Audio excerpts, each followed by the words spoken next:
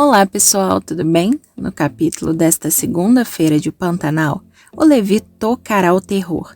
Depois de quase acabar com Alcides e ameaçar a vida da Juma, o vilão voltará a aterrorizar a muda. O Crápula sequestrará a jovem para facilitar sua fuga e a fará tremer de pavor, afirmando que a jovem não tem escolha. A essa altura, o malvado já terá ido até a fazenda do José Leôncio e aproveitará um momento de distração da moça para fazer uma emboscada.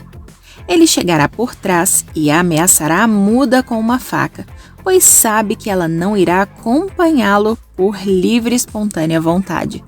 E no vídeo de hoje veremos o Tadeu provocando o Juventino e se dando mal. Também veremos o Levi tendo um desfecho trágico. Você quer saber de todos esses detalhes? Então continue assistindo o vídeo. E me conta, de qual estado e cidade você está acompanhando? Comenta aqui embaixo que eu vou adorar saber.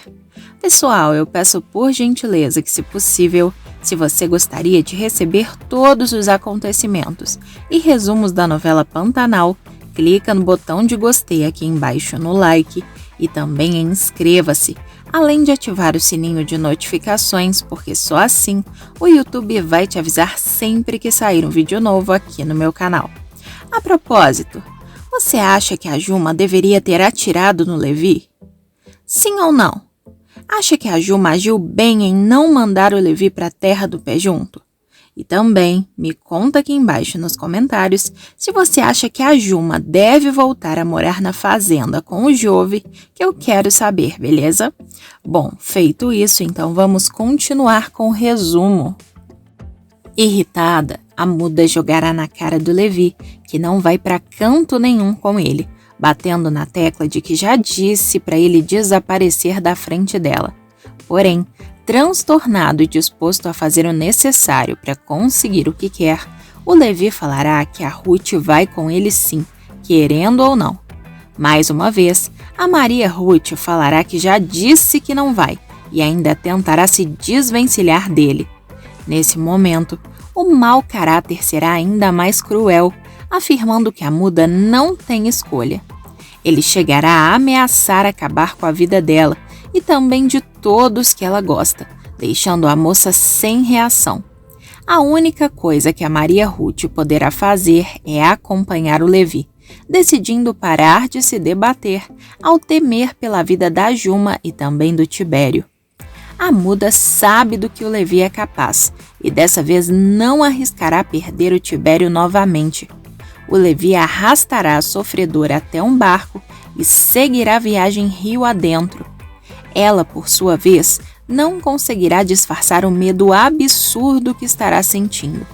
Abalada, a muda perguntará para onde é que o rapaz está lhe levando, deixando claro que não vai adiantar nada, porque tem nojo e pavor do Levi. Porém, ele afirmará que a única coisa que importa é o que ele quer e o que está disposto a fazer para conseguir, além de dizer que eles finalmente estão juntos. E nitidamente o maluco vai estar fora de si. O Crápula do Levi revelará para a muda que a Juma ficou com a arma dele, fazendo um arrepio subir pela espinha da jovem. Temendo pela vida da amiga, a muda questionará o que diachos o Levi pensa em fazer, obtendo a resposta de que eles vão até lá buscar, porque ele deseja pegar sua arma de volta. A muda já cairá no choro, por saber muito bem das atrocidades que o Levi tem coragem de cometer. E, de fato, ele afirmará ser capaz de mandar aquela onça para o além, sem nem pensar duas vezes.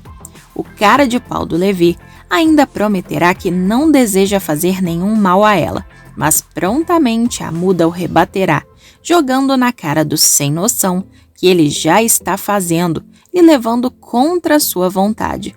Para a sorte da muda, essa fuga é que selará o destino do Levi, que acabará dentro do rio para pagar por todos os seus pecados.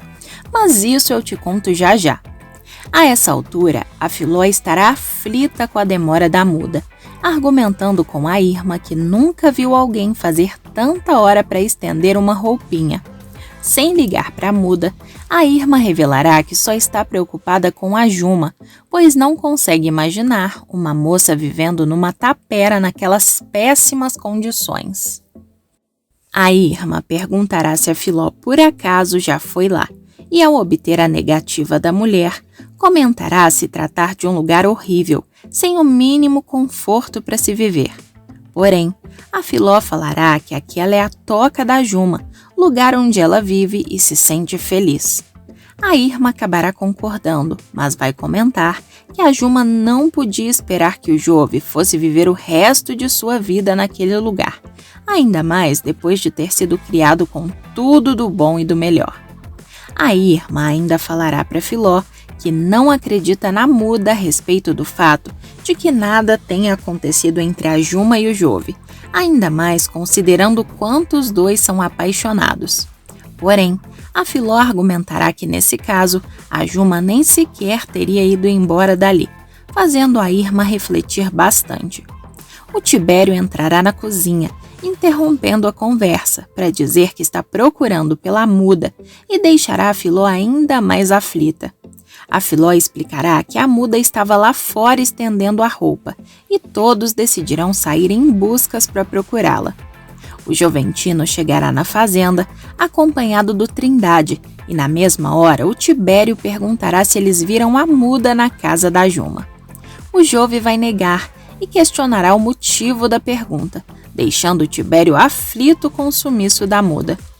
As coisas só vão piorar no momento em que o Trindade revelar que quem apareceu na tapera da Juma foi o Levi. Assim, o Tibério terá certeza de que o Crápula fez alguma coisa com a muda. Irritado, o Tibério descobrirá que o Levi fugiu de barco e decidirá partir atrás dos dois imediatamente, antes que o pior se concretize. E nesse ponto, o Levi estará quase chegando na tapera da Juma, tratando de ameaçar a muda ao revelar que deu cabo do Alcides, não lhe custando nada fazer o mesmo com mais um. Mesmo com a muda dizendo que o Levi não terá nunca, ele duvidará, prometendo que isso é o que eles vão ver. A muda fará de tudo para convencer o Levi de que isso não é amor, mas o Crápula garantirá que vai provar o contrário para Maria Ruth, destacando que, se for necessário, eles farão a passagem juntos. Por outro lado, em São Paulo, o Tenório estará chocado com a descoberta de que a Zuleika está na mira da Receita Federal. Assim, ele terá certeza de que o melhor a se fazer é esconder a segunda família, exatamente da mesma maneira que fez com a Bruaca lá no Pantanal. O grande problema é que o Tenório terá convicção de que não pode colocar as duas mulheres juntas, pois vai dar confusão. Ou seja, o Crápula não terá a menor ideia do que fazer. Para piorar a situação, o Marcelo assustará o Tenório com a decisão de ir ao Pantanal. Filho do fazendeiro com a Zuleika, a outra mulher dele, o rapaz acredita que seja a hora de conhecer a fazenda e, consequentemente, a outra família de seu pai. Mal sabe ele que a filha do Tenório é a Guta, aquela jovem que mexeu com seu coração em uma noite especial e, num ímpeto, desapareceu. O Marcelo chegará em casa em São Paulo, desanimado com o trabalho e o mau uso de sua formação em zootecnia. Ao ver o pai, logo vai querer saber o que ele produz em suas terras no Pantanal. O Tenório achará aquele questionamento estranho, mas dirá que não produz nada e que só está esperando elas valorizarem para vender. Animado, o Marcelo irá garantir que, se tivesse um pedacinho daquelas terras, poderia fazer dinheiro com seu conhecimento na área. O fazendeiro fará pouco caso da fala do filho e não entenderá o interesse súbito do rapaz pelo assunto, até porque nunca cogitou essa possibilidade.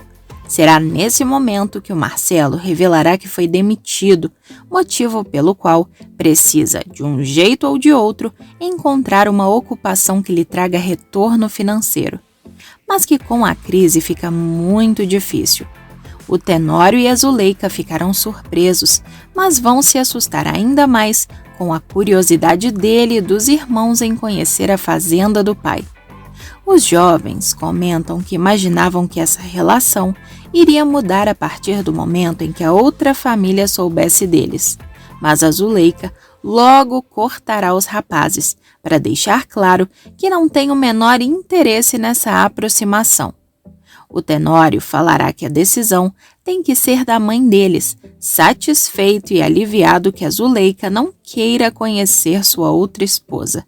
Sozinho, o Tenório acabará desabafando consigo que, apesar de ter escolhido mal a primeira esposa, reclamando que a Bruaca já está abusando demais de sua boa vontade, no fim das contas, a Zuleika é quem lhe dá mais alegrias, sem gerar a menor dor de cabeça que seja.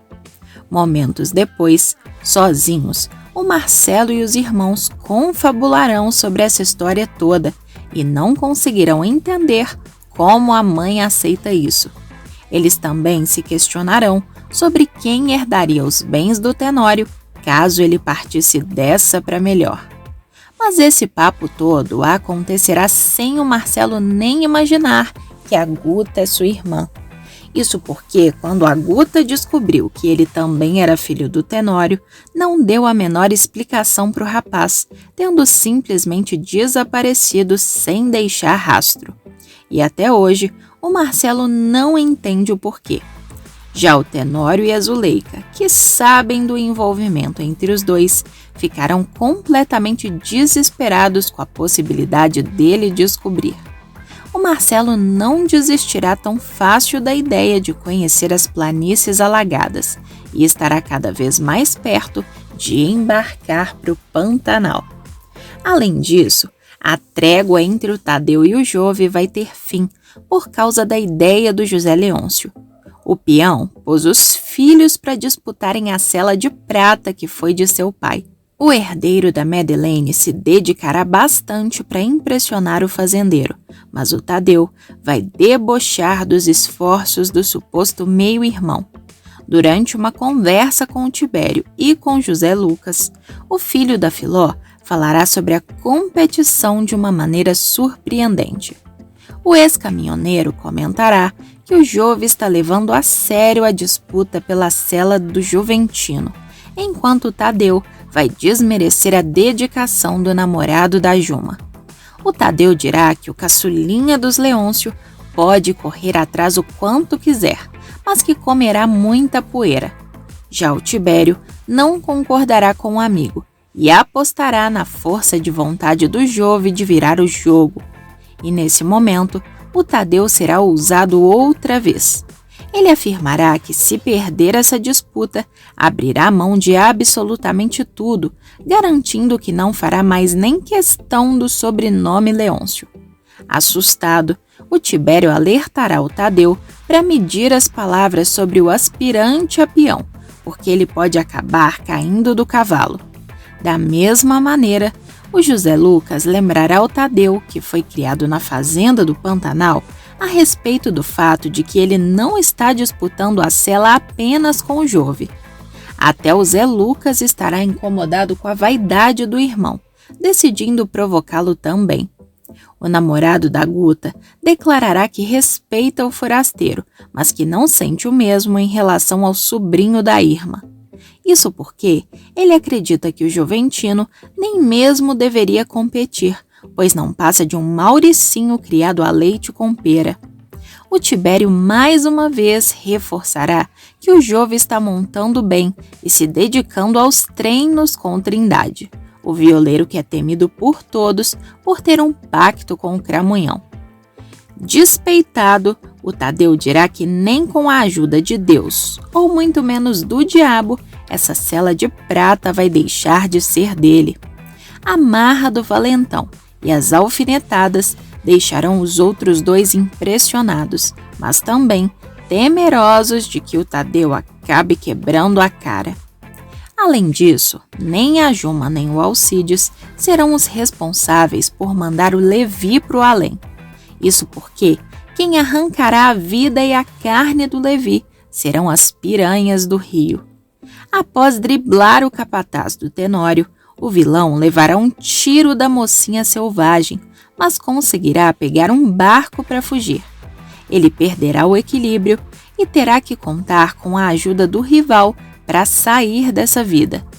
Tinhoso entre ser salvo pelo Tibério ou sofrer uma morte trágica, o Crápula escolherá a segunda opção, fazendo a passagem de uma maneira bem dolorosa.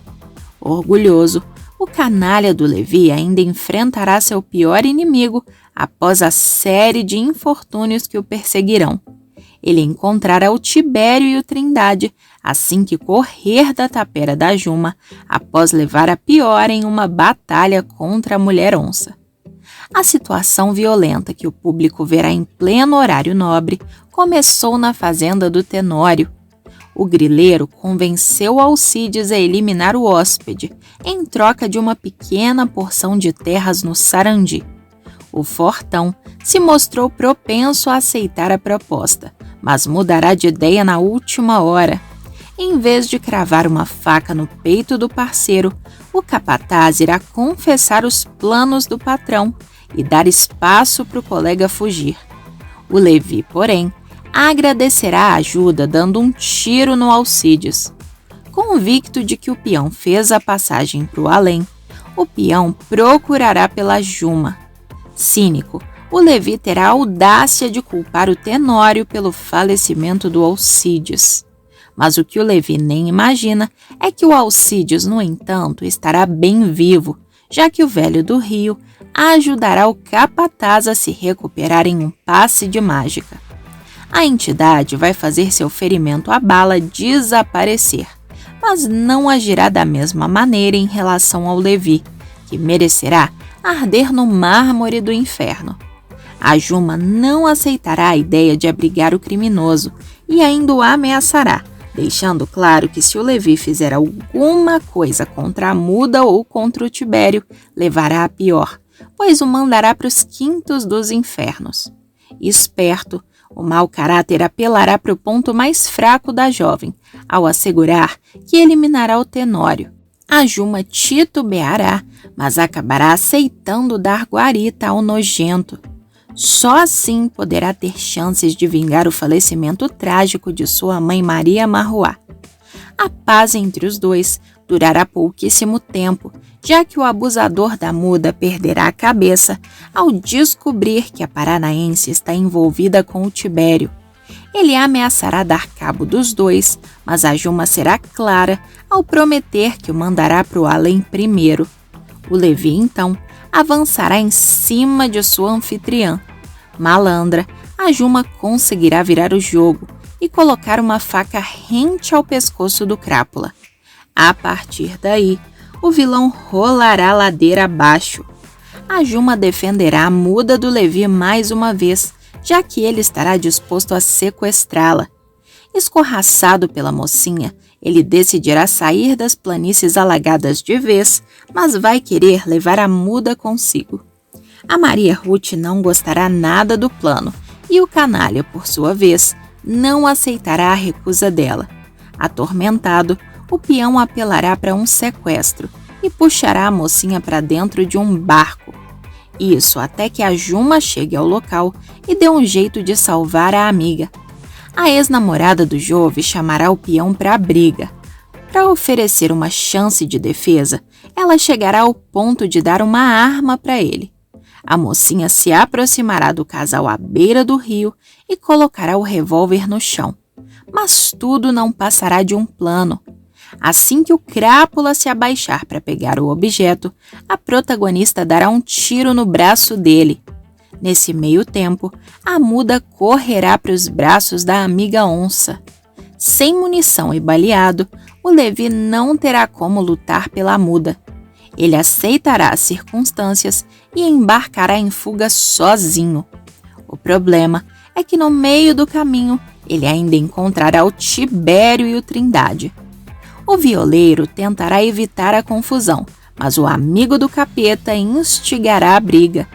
O Tibério fará de tudo para tirar do Levi a informação sobre o paradeiro da muda, mas o Levi apenas o provocará, argumentando que apesar de terem costurado a barriga do Tibério, ele pode muito bem abri-la outra vez.